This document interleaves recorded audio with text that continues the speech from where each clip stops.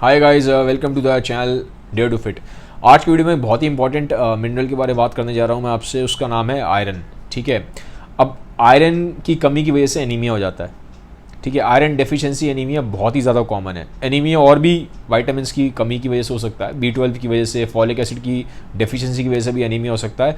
But जो सबसे common है एनीमिया, वो आयरन डेफिशिएंसी एनीमिया ही है। तो इसलिए मैं इस वीडियो में इसी पे रिस्ट्रिक्ट रहूँगा, इधर उधर बात नहीं करूँगा आपसे। तो इंडिया में कितनी बड़ी प्रॉब्लम है आयरन डेफिशिएंसी एनीमिया? इंडिया में 50%, मोर देन 50% वीमेन अफेक्टेड हैं आयरन डेफिशिएंसी एनीमिया से। 20% के आसपास जो मैटरनल डेथ्स हैं वो लिंक्ड हैं आयरन डेफिशिएंसी एनीमिया से। तो काफ़ी बड़ा नंबर है। वर्ल्ड वाइड भी अगर आप देखोगे तो आयरन डेफिशिएंसी बहुत कॉमन है। कितनी कॉमन है? 30% वर्ल्ड पॉपुलेशन को आयरन डेफिशिएंसी एनीमिया है, 2 बिलियन के आसपास। ठीक है, तो काफ़ी बड़ा नंबर है ये। तो इसको आप थोड़ा सा सीरियसली लीजिए। अब कैसे मालूम पड़ेगा हमें कि हमें आयरन डेफिशिएंसी एनीमिया है कि नहीं? ठीक है, अगर आप विमेन हो तो मैं ज़रूर बोलूँगा साल में एक बार आप अपना हेमोग्लोबिन चेक कराओ। और एक टेस्ट होता है सीरम फेरेटिन। सीरम फेरेटिन क्या होता है? जैसे कि आपकी बॉडी में जो भी एक्स्ट्रा आयरन होता है वो लिवर में स्टोर हो जाता है। तो ये टेस्ट बता देगा कि आपकी बॉडी में स्टोर्ड आयरन कितना है। बहुत बार क्या होता है, लोगों का हेमोग्लोबिन लेवल्स नॉर्मल होते हैं लेकिन स्टोर्ड आयरन बहुत ही ज़्यादा पुअर होता है, लो लेवल पे होता है। तो उसकी वजह से भी सिम्टम्स आ सकते हैं बहुत लोगों में। ठीक है, तो एक तो हो गया ब्लड टेस्ट। ब्लड टेस्ट से कंफर्म हो जाएगा। स्पेशली विमेन हो और वेजिटेरियन हो तो ज़रूर आप साल में एक बार अपना आयरन प्रोफाइल कराया करो। ठीक है, अब सिम्टम क्या है इसके? एक तो मैंने बोला ब्लड टेस्ट से मालूम पड़ेगा। सबसे ज़्यादा कंफर्मेशन तो राइट कंफर्मेशन तो ब्लड टेस्ट से ही आएगी, क्योंकि सिम्टम्स क्या होते हैं, बहुत सारी बीमारी में एक जैसे भी होते हैं। ठीक है, बहुत सारे, जैसे हेडेक मैंने बोला। अब आयरन डेफिशिएंसी एनीमिया में एक बहुत कॉमन सिम्टम है हेडेक। अब हेडेक बहुत वजह से हो सकता है, स्ट्रेस की वजह से भी हो सकता है हेडेक, आपको ब्लड प्रेशर की वजह से भी हेडेक हो सकता है। तो बहुत सारे रीजंस हो सकते हैं। तो खाली सिम्टम्स की बेसिस पे डायग्नोस करना पॉसिबल नहीं होता, तो इसीलिए ब्लड टेस्ट करवाए जाते हैं। लेकिन फिर भी आपको सिम्टम्स अगर पता होंगे, अवेयर होंगे, तो थोड़ा सा आप कॉन्शियस रहेंगे। तो मैं सिम्टम्स बता देता हूँ क्या होते हैं आयरन डेफिशिएंसी एनीमिया की वजह से। सबसे कॉमन सिम्टम है थका थका रहेगा आदमी। थका थका क्यों रहेगा आदमी? देखो, आयरन बनाता है हेमोग्लोबिन। हेमोग्लोबिन कैरी करता है ऑक्सीजन। तो जब आपका बॉडी में ऑक्सीजन ही ठीक से कैरी नहीं होगा तो आप थके थके रहोगे, क्योंकि ऑक्सीजन क्या करता है, ऑक्सीजन आपकी बॉडी में जाके सेल्स आपकी एनर्जी बनाते हैं ऑक्सीजन से। तो जब ऑक्सीजन ही ठीक से नहीं पहुंच रही, ऑक्सीजन कैरिंग कैपेसिटी आपकी अफेक्टेड है, आपका आयरन कम है, हेमोग्लोबिन कम है, तो कहीं ना कहीं आप थके थके रहोगे। थोड़ा सा एक्सर्ट करोगे थक जाओगे। ठीक है, तो ये थकान तो बहुत ही ज़्यादा कॉमन है। शॉर्टनेस ऑफ ब्रेथ भी होती है बहुत लोगों को। ठीक है, और कई लोगों को हार्ट बीट तेज़ हो जाती है, पैल्पिटेशंस भी होते हैं, डिजीनेस होती है। ठीक है, लाइट हेडेडनेस होती है। ठीक है, लाइट हेडेडनेस मतलब हल्का हल्का थोड़ा सा हो सकता है, चक्कर से भी आए आपको। तो ये सब थोड़ा सा ना इसके बहुत कॉमन सिम्टम्स हैं। कई लोगों के हाथ पैर ठंडे रहते हैं। ठीक है, हाथ पैर ठंडे रहना, और स्किन आपकी थोड़ी थोड़ी येलो येलो रहेगी, पेल स्किन रहेगी आपकी, और हेडेक भी एक कॉमन सिम्टम है। ठीक है, तो मैं बोलूँगा, मैंने बहुत सारी फीमेल्स को देखा है कि मेरी ज़्यादातर क्लाइंट्स जो हैं फीमेल्स ही हैं, उनको हेडेक होता है। उनको लगता है कि यार माइग्रेन की वजह से है, तो माइग्रेन की दवाइयाँ खाते रहते हैं, चाय कॉफ़ी पीते रहते हैं। लेकिन बहुत हद तक जब उनके आयरन लेवल्स ठीक हुए ना, तो उनका हेडेक ठीक हो गया।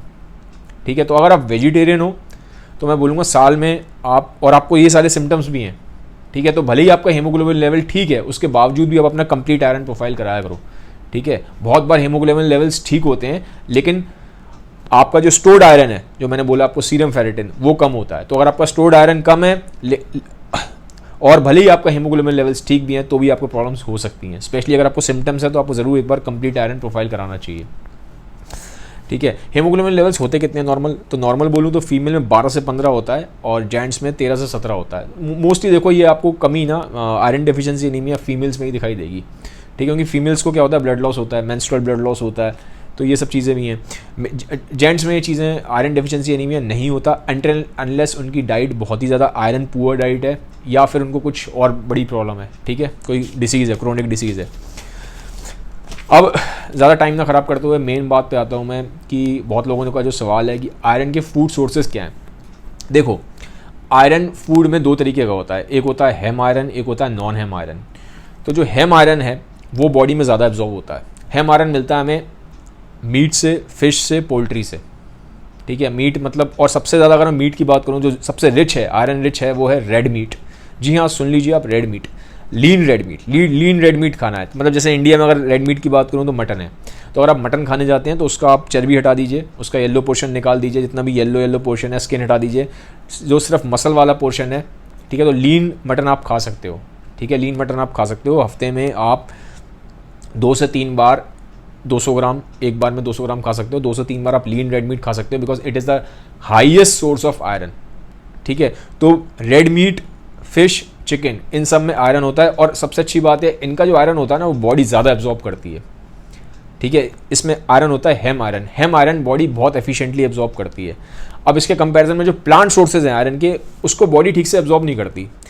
एनिमल सोर्सेज से जो आयरन आ रहा है हेम आयरन, उसका एब्जॉर्प्शन होता है 15%, प्लांट सोर्सेज से आता है उसका होता है 3 से 5%, तो कम होता है प्लांट सोर्सेज का। ठीक है, 5 टाइम्स के आसपास कम है। ठीक है, 3 to 5 टाइम्स कम रहता है, तो ये थोड़ी सी प्रॉब्लम रहती है। तो अगर आप, अब क्या मतलब है इसका, जो वेजिटेरियन है क्या नॉनवेज खाना स्टार्ट कर दें? जी नहीं, ये कोई मेरा मतलब नहीं है।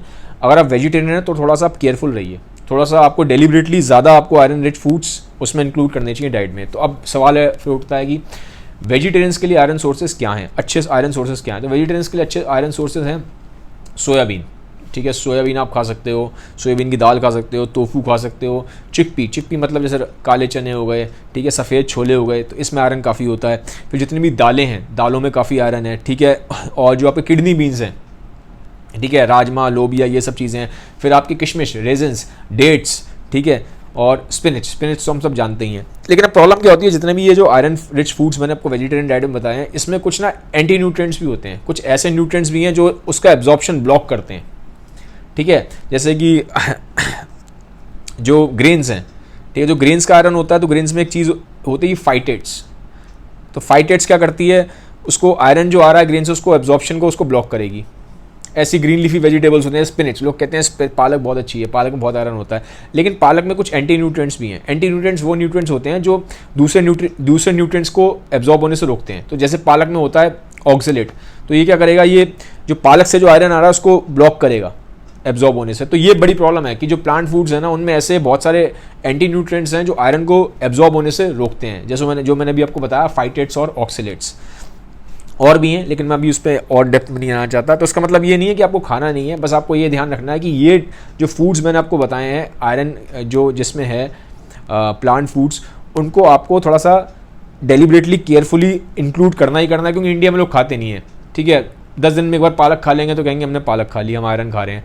ठीक है, 15 दिन में एक बार राजमा खा लेंगे, ठीक है, 3 दिन में एक बार दाल खाएंगे, तो यार ऐसे काम नहीं चलता। ठीक है, आपको डेलिबरेटली रेगुलर बेसिस पे इन फूड्स को इंक्लूड करना पड़ेगा, अदरवाइज आप आयरन डेफिशिएंट होने ही वाले हो।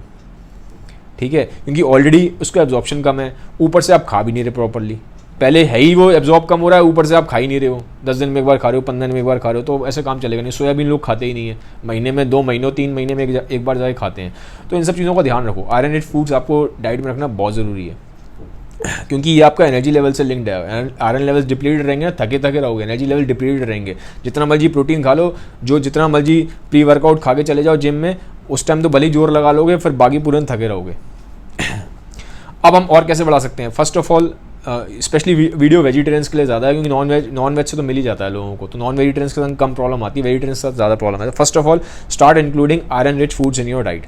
सेकंड, विटामिन सी आयरन का दोस्त है। ये विटामिन सी क्या करता है, आयरन को एब्जॉर्ब होने में बहुत हेल्प करता है। तो विटामिन सी फूड्स खाना स्टार्ट करो, जैसे कि पपाया हो गया, गुआवा हो गया, टोमेटो हो गया, और मैंगो हो गया, और आंवला हो गया। ठीक है, तो ये चीज़ें आप खाना स्टार्ट करो। ये क्या करेगा, ये आपका एब्जॉर्प्शन बढ़ाएगा, जितना भी आप फूड खा रहे हो उसका एब्जॉर्प्शन बढ़ाएगा। आयरन जो भी फूड से आ रहा है उसका एब्जॉर्प्शन बढ़ाएगा। पहले तो ये माना जाता था कि आयरन जो हम खाना खा रहे हैं उसके साथ ही खाने की ज़रूरत है, लेकिन ऐसा नहीं है। आप दिन में कभी भी उसको विटामिन, ये जो सी के फ्रूट्स हैं, कभी भी खा सकते हो। ज़रूरी नहीं है खाने के साथ ही खाना है तभी वो आयरन एब्जॉर्ब होगा, ऐसा ज़रूरी नहीं है। ठीक है, फिर अगर वेजिटेरियंस हो और अगर आपके साथ ये सब प्रॉब्लम्स हैं, आयरन की कमी आ रही है, तो आप घर में, जो पहले देखो आप घर में लोहे की कढ़ाई में खाना बनाते थे, आज का तो ट्रेंड ही चेंज हो गया, तो आप आयरन का जो कुकवेयर है ना उसको यूज़ कर सकते हो, उससे भी आयरन एब्जॉर्प्शन में आपको हेल्प मिलेगी। ठीक है, आयरन लेवल्स बढ़ेंगे आपके। अब थोड़ा सा मैं एक चीज़ और बताऊं जो बहुत कम लोगों को पता होती है। अगर आप ज़्यादा रनिंग करते हैं, ठीक है, तो रनिंग से भी आयरन लेवल्स डिप्लीट होते हैं। ठीक है, तो रनिंग में क्या होता है, जब आप रनिंग में फुट स्ट्राइक होती है, जब आपका पैर पड़ता है ना उस पर ज़मीन पे, तो उसकी वजह से आरबीसी डिस्ट्रॉय होते हैं। तो रनर्स में आयरन डेफिशिएंसी काफ़ी देखी गई है। तो अगर आप रनर हो तो आपको अपना, भले ही आप मैन हो, क्योंकि जनरली मैंने बोला जेंट्स में आयरन डेफिशिएंसी कम होती है, लेकिन अगर आप रनर हो और या आप बहुत हाई इंटेंसिटी एक्सरसाइज करते हो, बहुत हैवी वेट ट्रेनिंग करते हो, तो आपको साल में एक बार अपना आयरन प्रोफाइल ज़रूर कराना चाहिए, क्योंकि रनर्स में काफ़ी कमी देखी जाती है।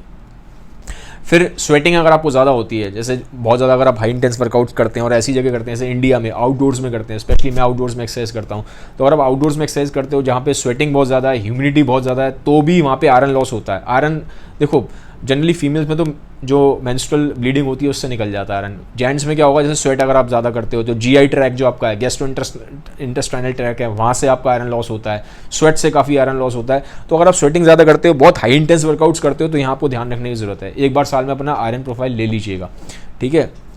अब इसका ट्रीटमेंट क्या होता है, ठीक है। पहला तो ट्रीटमेंट इसका यही है कि यार फूड सोर्सेज ज़्यादा आयरन वाले खाया करो, ठीक है। आयरन बहुत इंपॉर्टेंट है। मान लीजिए अगर आपका कम आ जाता है, अगर आपको आयरन डेफिशिएंसी एनीमिया आ रहा है, आपका हीमोग्लोबिन लेवल्स ड्रॉप हो गया है, तो क्या करते हैं ट्रीटमेंट इसका होता है जनरली। अब बहुत लोग कहते हैं कि मैं तो सप्लीमेंट खाऊंगा ही नहीं, आयरन का खाते ही नहीं है, मैं तो नेचुरली ट्रीट करूंगा। नेचुरली ट्रीट करने जाओगे 2 से 3 साल लग जाएंगे, तब तक आप फिर बैठे रहना इतने सारे सिम्टम्स लेके, सिर दर्द लेके, डिजीनेस लेके, एनर्जी आप लेथार्जिक रहोगे। तो यहाँ पे थोड़ा सा आप दिमाग लगाओ। सप्लीमेंट से वो चीज़ जो नॉर्मली नेचुरली 3 साल में ठीक होगी, सप्लीमेंट से 3 महीने में ठीक हो जाएगी, ठीक है। 3 से 6 महीने लगते हैं। हीमोग्लोबिन लेवल्स तो आपका बहुत जल्दी ऊपर आ जाता है, लेकिन जो आयरन स्टोर्स आपके डिप्लीटेड हो गए हैं वो रिप्लीट करने में टाइम लगता है। तो 3 से 6 महीने का सप्लीमेंटेशन चलता है, जनरली फेरस सल्फेट दिया जाता है, ठीक है। अगर बहुत ज़्यादा कम है तो फिर इंजेक्शंस भी लगाए जाते हैं, बट इंजेक्शंस के साइड इफेक्ट्स भी होते हैं, तो इसलिए जनरली वो डॉक्टर की गाइडेंस में ही लेने चाहिए। इनफैक्ट मैं बोलूँगा एक चीज़ और बता दूँ, अगर आपके आयरन लेवल्स ठीक हैं और अगर आपका हीमोग्लोबिन लेवल ठीक है, तो अपने आप से आयरन सप्लीमेंट्स मत स्टार्ट कर देना, क्योंकि आयरन सप्लीमेंट्स के और आयरन इंजेक्शंस के बहुत सीरियस साइड इफेक्ट्स भी होते हैं, ठीक है। आयरन अगर बॉडी में ज़्यादा हो जाए तो आयरन ओवरलोड भी हो जाता है। तो थोड़ा सा ध्यान रखना, डॉक्टर से मिल लेना, सिम्टम्स हैं तो टेस्ट करवा लेना, और जब डॉक्टर आपको बोले तभी स्टार्ट करना। अपने आप से ये वीडियो देख के मत स्टार्ट कर देना। ये वीडियो सिर्फ अवेयरनेस के लिए, आपको सिर्फ अवेयर करने के लिए कि सिम्टम्स हैं तो आप डॉक्टर से मिलके टेस्ट करवा सकते हैं, क्योंकि अननेसेसरीली सफ़र करने का कोई सेंस नहीं बनता। तो गाइज़ ये था वीडियो। आयरन बहुत इंपॉर्टेंट है, उसको आप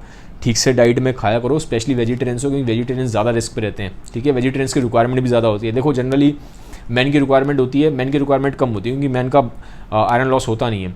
मैन की रिक्वायरमेंट होती है 8 mg पर डे, फीमेल की होती है 18 mg पर डे। प्रेगनेंसी के टाइम तो बढ़ जाती है, 27 mg तक पहुंच जाती है। तो फीमेल अगर आप हो और वेजिटेरियन हो, then you should be cautious. एक चीज़ और है, जाते जाते चाय कॉफ़ी, ठीक है, मैं भूल गया, चाय कॉफ़ी को खाने के साथ मत, जैसे कई लोग क्या करते हैं सुबह पराठे के साथ चाय पी रहे हैं, कॉफ़ी पी रहे हैं, वो गलत है। चाय कॉफ़ी में टेनिन्स होते हैं, टेनिन फिर एक एंटी न्यूट्रेंट है, आयरन का एब्जॉर्प्शन ब्लॉक करता है। चाय कॉफ़ी पीनी है खाना खाने के 1.5 से 2 घंटे बाद पीजिए, ठीक है। तो ये ध्यान रखिए, ये इंपॉर्टेंट पॉइंट है, ठीक है। वाइज वीडियो अच्छा लगा है तो उसको सबके साथ शेयर जरूर करिएगा। Have a nice day, bye bye, take care.